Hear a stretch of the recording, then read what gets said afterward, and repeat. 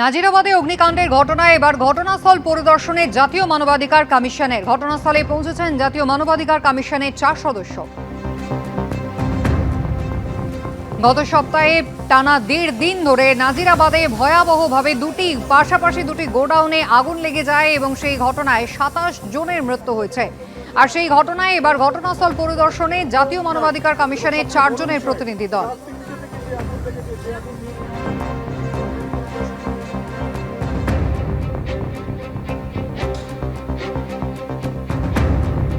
গত সপ্তাহে সেই ঘটনা আর এবার জাতীয় মানবাধিকার কমিশনের প্রতিনিধি দল তারা এসে পৌঁছলেন ঘটনাস্থলে। কথা বলবো, আমাদের প্রতিনিধি ঝিলম করঞ্জাই রয়েছেন আমাদের সঙ্গে। ঝিলম,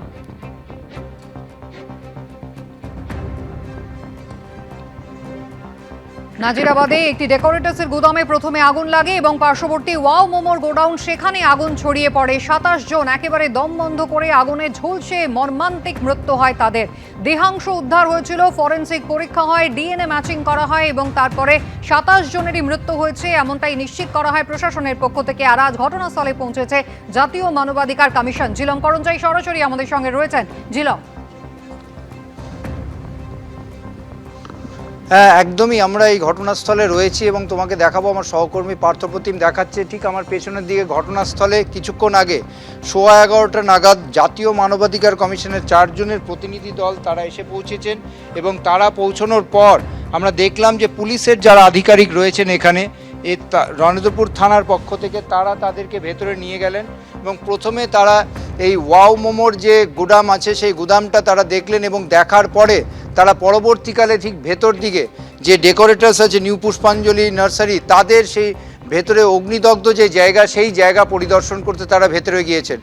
মূলত এখানে কি পরিস্থিতি ছিল এবং যারা আক্রান্ত হয়েছেন তাদের কিভাবে অগ্নিদগ্ধ হতে হয়েছে সেই বিষয়গুলো খতিয়ে দেখতে এবং রিপোর্ট জমা দিতেই তারা এসছেন। দেখতে পাচ্ছ একজন সদস্য এখানে সামনে আমার ক্যামেরায় দেখা যাচ্ছে। 4 জন সদস্যের মধ্যে একজনকে দেখা যাচ্ছে। মোটের ওপর আমরা এখনো অবধি জানি যে 27খানা দেহাংশ উদ্ধার হয়েছে এবং রক্তের নমুনা সংগ্রহ করে তার ডিএনএ পরীক্ষার রিপোর্টের জন্য অপেক্ষা করছে নরেন্দ্রপুর থানার পুলিশ এবং তদন্ত এখনও চলছে। এই যে মানবাধিকার কমিশনের টিম তারা এসছেন, তারা সব কিছু রিপোর্ট জমা দেবেন পরবর্তীকালে এই ভিজিট শেষ হওয়ার পর, তেমনটাই জানা যাচ্ছে। জিলাম, ধন্যবাদ। নাজিরাবাদের প্রসঙ্গ টেনে ভাঙড়ে তৃণমূলের মদতে স্বাস্থ্য দফতরের অধীনে থাকা জলাভূমি ভরাটের অভিযোগ তুলল বিজেপি ও আইএসএফ। এক্স হ্যান্ডেলে একটি ভিডিও পোস্ট করে বিরোধী দলনেতা কলকাতার পুলিশ কমিশনারের উদ্দেশ্যে লিখেছেন, আপনার নাকের ডগায় আরেকটি আনন্দপুর তৈরি হচ্ছে।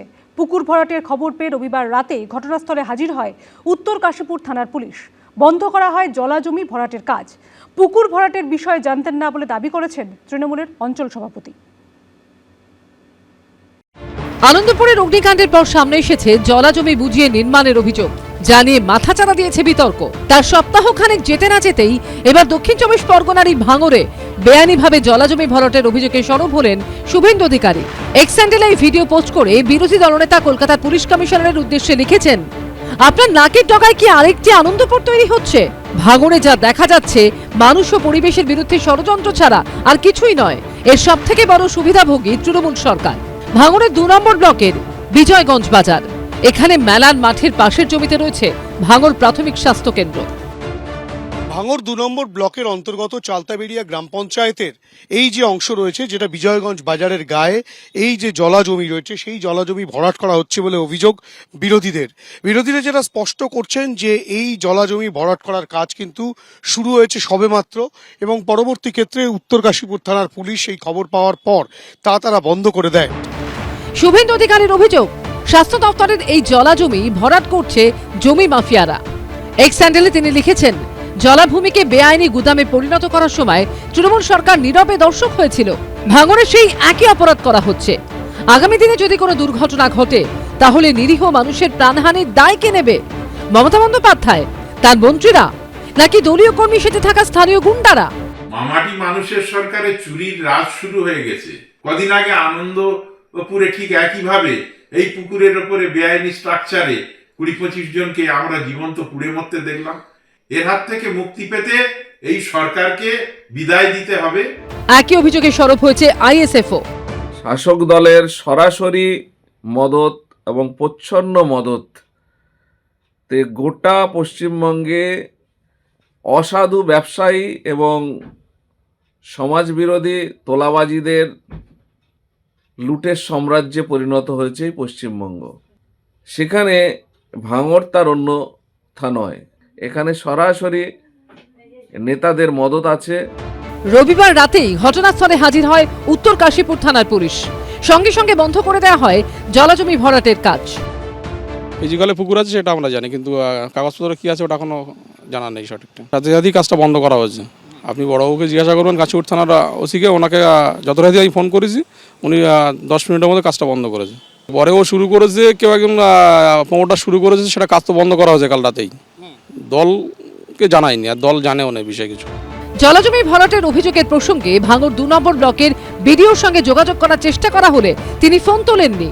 হোয়াটসঅ্যাপে মেসেজেরও কোনো উত্তর দেননি। হিন্দলদের রিপোর্ট, এবিপি আনন্দ, দক্ষিণ 24 পরগনা। নরেন্দ্র মোদীর সঙ্গে ডোনাল্ড ট্রাম্পের ফোনালাপেই কাটল জট। ভারত আমেরিকার বাণিজ্য চুক্তি চূড়ান্ত হয়ে গেল।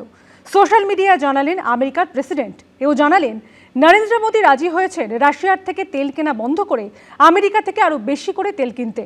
সম্পর্কের নতুন দরজা খুলে যাওয়ায় আমেরিকার প্রেসিডেন্টকে ধন্যবাদ জানিয়েছেন প্রধানমন্ত্রী নরেন্দ্র মোদীও।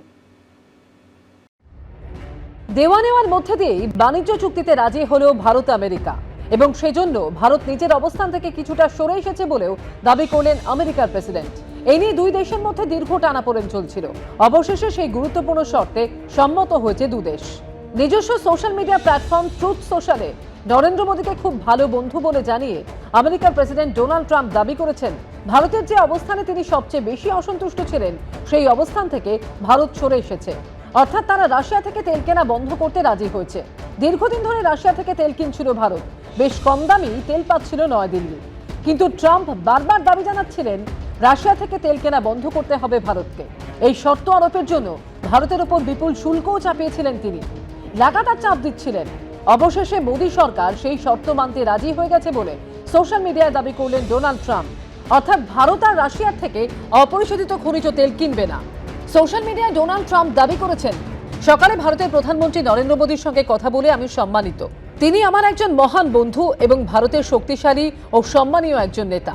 তিনি রাজি হয়েছেন রাশিয়া থেকে তেল কেনা বন্ধ করতে এবং আমেরিকা থেকে আরো বেশি করে তেল কিনতে, এবং সম্ভবত ভেনেজুয়েলার থেকেও। প্রধানমন্ত্রী মোদীর প্রতি সম্মান ও বন্ধুত্ব থেকে আমিও তার অনুরোধ মতো আমেরিকা ও ভারতের মধ্যে অবিলম্বে বাণিজ্য চুক্তিতে রাজি হলাম। ভারতের উপর শুল্ক 25% থেকে কমিয়ে 18% করলাম। এরপর নরেন্দ্র মোদী সোশ্যাল মিডিয়ায় লেখেন, আজ বন্ধু ডোনাল্ড ট্রাম্পের সঙ্গে কথা বলে খুব ভালো লাগলো। আনন্দের সঙ্গে জানাচ্ছি ভারতে তৈরি পণ্যের ওপর শুল্ক কমে হচ্ছে 18%। এই ঘোষণার জন্য 140 কোটি ভারতবাসীর পক্ষ থেকে প্রেসিডেন্ট ট্রাম্পকে অসংখ্য ধন্যবাদ। বিশাল আর্থিক ক্ষমতা সম্পন্ন এবং বৃহত্তম গণতন্ত্রের দুই দেশ হাত মেলালে তাতে মানুষের লাভ হয় এবং পারস্পরিক সহযোগিতায় প্রচুর সম্ভাবনার দরজা খুলে যায়। গোটা বিশ্বের শান্তি, স্থিতিশীলতা এবং উন্নতির ক্ষেত্রে প্রেসিডেন্ট ট্রাম্পের নেতৃত্ব অত্যন্ত গুরুত্বপূর্ণ। শান্তি স্থাপনের ক্ষেত্রে তার চেষ্টার পাশে আছে ভারত। আমাদের সম্পর্ককে অন্য উচ্চতায় নিয়ে যেতে তার সঙ্গে হাত মিলিয়ে কাজ করার জন্য মুখিয়ে আছি। যদিও ভারত রাশিয়ার থেকে তেল কেনা বন্ধ করতে রাজি হয়েছে কিনা তা নিয়ে সোশ্যাল মিডিয়ায় কিছু বলেননি প্রধানমন্ত্রী নরেন্দ্র মোদী। এবিপি আনন্দ। এবিপি আনন্দ, এগিয়ে থাকে, এগিয়ে রাখে।